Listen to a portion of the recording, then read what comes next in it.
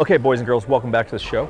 It is good to be back. It is good to be back. I think we're on week 3, week 4, something like that now, and things are booming. I think we're almost up to 100 subscribers by the time that you're watching this, which things are getting crazy. Things are getting crazy. So, your bourbon of choice for this video is a local distillery. It's called High West. They're up in Park City, Utah. I very much love their saloon where you can go grab a fantastic bite to eat if you're ever in Park City. And their American Prairie bourbon, I enjoy. A couple of their other bourbons are not really my thing, but that one, good stuff. Pro tip for the day. Well, not pro, because that would make me an alcoholic. Amateur drinking tip for the day. High West American Prairie, if you can find it outside of Utah. Now, today's video is going to be on 7 expenses you're going to want to prep for when it comes to buying a home.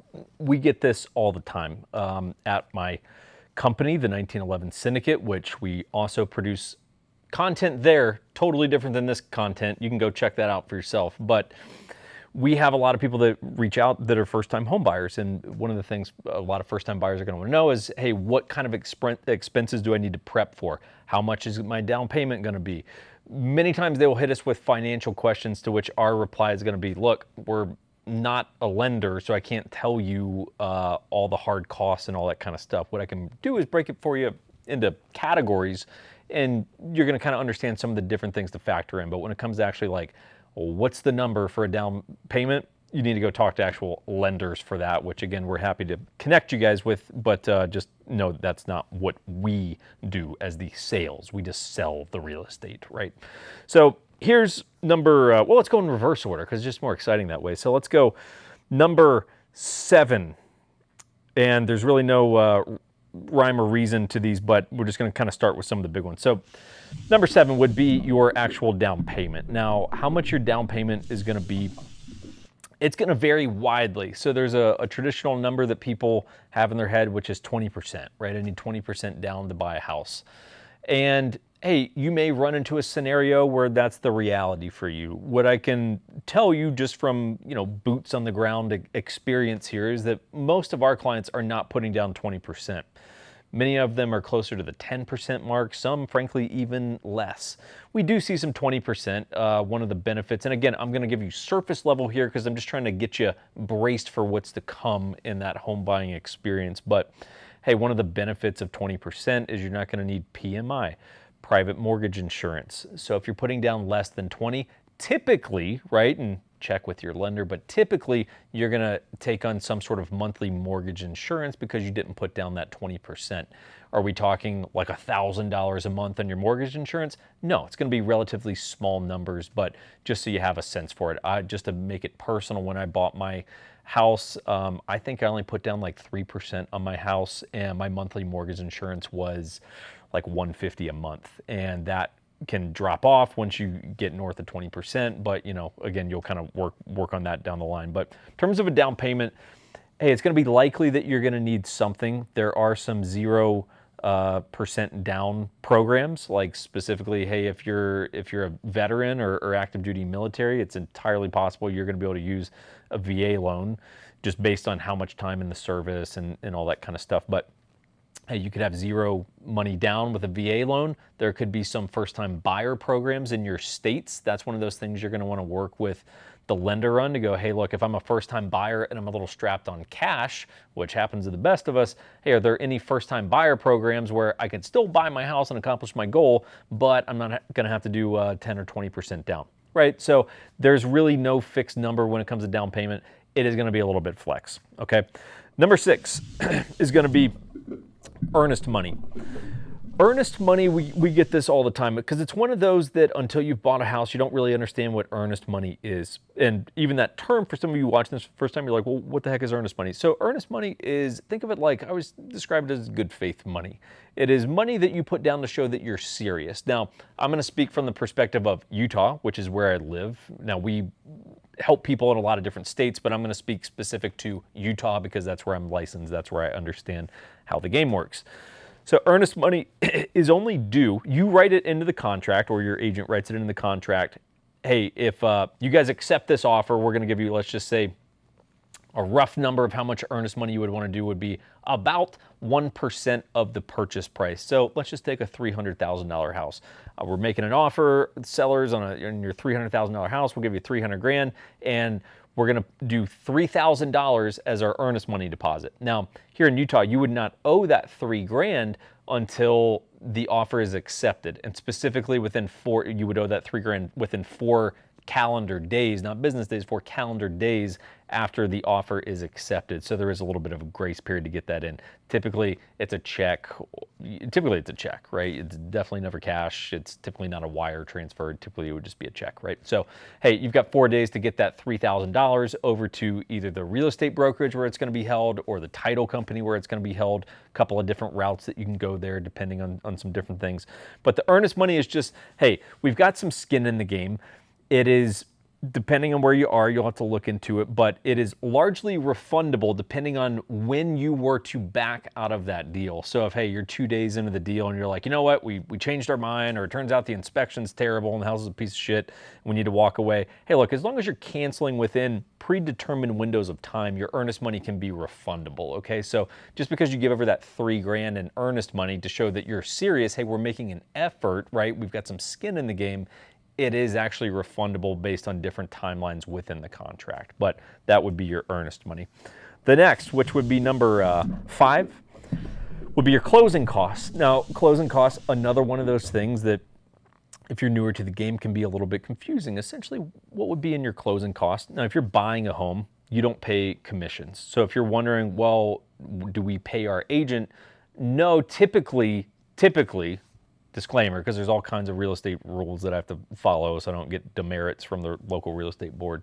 But typically, based on my experience, sellers are the ones that pay commissions. Now that is all negotiable, but I've never been in a scenario where I've been representing a buyer and they were the one paying me a commission, right? So typically your closing costs for a buyer are not going to include commissions because more than likely the sellers are going to be the one paying the commissions. So what would be in those closing costs? Let's just take a $300,000 house, and I'm just going to give you an approximate number here to play with, which is going to be your closing costs could be about $5,000. What would be in that 5 grand, Jake? So there's going to be things like loan origination fees. These are fees that, hey, the lenders have to make their money too, right? So there's going to be loan origination fees. There could be things related to the title company, right? We'll get down that rabbit hole in a different video in terms of what title or an escrow officer would do.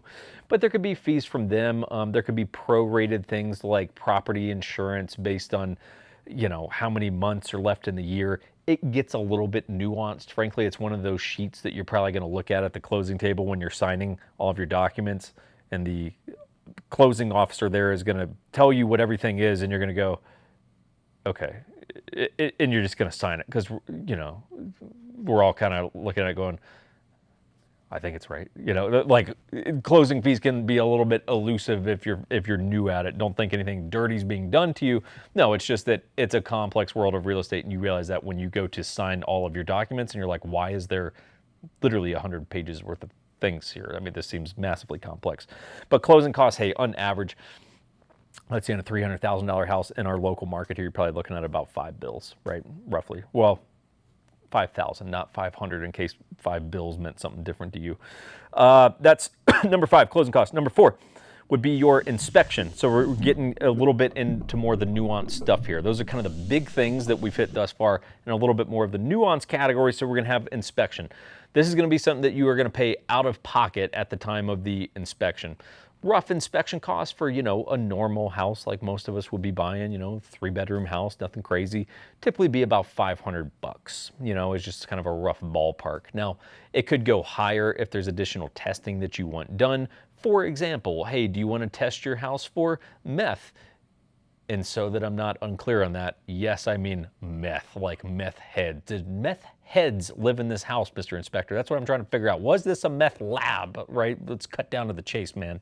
So if you want additional testing like that, or certain testing based on your regions, like we test for radon out here. It's like a natural gas that's in the ground that you don't really want to be sucking in. So you could run tests like that. That'd be about $125. But hey, as a general ballpark for how much your inspection is going to cost, 500, give or take, you know, just so you have a rough sense of what to expect there. Number What would this be? That was number 4. This would be number 3. Your top 3 expenses to prep for. Number 3 would be your appraisal. Now, your appraisal can work a couple different ways. Sometimes you'll just pay it out of pocket, right? And you'll just either throw it on a credit card or just, debit card or something like that. But sometimes it winds up in your closing costs. Okay, I would typically see appraisals run in the ballpark of about $600. Okay, now that is something that you are likely to be paying unless you have like a very generous lender or something like that that says they're going to cover it for you. But chances are you're either going to pay it or it's going to be wrapped up in your closing costs. So hey, those $5,000 in closing costs, yeah, you could have a $600 line item in there that says, hey, $600 of this was for your appraisal. Okay, and the appraisal is really just to determine for the bank or the lender to determine what is this house worth from like an objective third party, not me who has clearly like a biased interest in it, but hey, independent third party, go out, see what is this house worth, do all your due diligence, and they're going to say, hey, the house is worth $300,000, and then the bank's going to be like, hey, you're good to go on your $300,000 loan, or $250,000 if you're putting down $50,000 or whatever it might be. So that's your appraisal. The next one, number 2, would be a potential appraisal gap. Now, this is a bit nuanced, and what I mean by appraisal gap is I've been advising a lot of our buyers here in Utah, look, if you want to get a house under contract right now, like you're taking this seriously and you actually want to get this done, we are likely going to need to pay more than, or at least offer more than the house is worth. So let's just take that $300,000 house. It's entirely likely that we might have to go to $310,000, $315,000, $320,000 in order to get the offer accepted. Now, in order to, and we will explore this in a dedicated video, but we are likely, in order to have that be taken seriously, submit an appraisal addendum that essentially sets an appraisal floor, aka, hey, look, as long as the house appraises for $300,000, if it doesn't appraise for the $315,000 that we offered, let's say it appraises at $300,000, we offered $315,000, we're going to cover that $15,000 gap, right? That $15,000 gap that's in between the appraised value and what we're offering, we're going to cover it, right? So you might need to have $15,000 in cash reserves to cover a potential appraisal gap. Now, like I said, that's a rabbit hole I'm going to save for another time, but I'm just giving you a sense for like, look, this is about everything I can think to tell you in terms of things you should prep for right now. In a seller's market, when you've got to be really competitive, entirely possible that you're offering more than the house is listed at, and you've got to be willing to cover that difference in what you're offering and what it's listed at.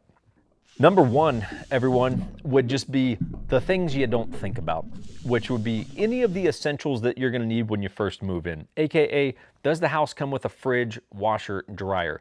Those are typically the 3 things that I would tell our guys out here. Look, you need to anticipate those 3 things are not going to come with the house, right? So between your fridge, your washer, dryer, hey, you could be looking at, I don't know, could be $3,000 there.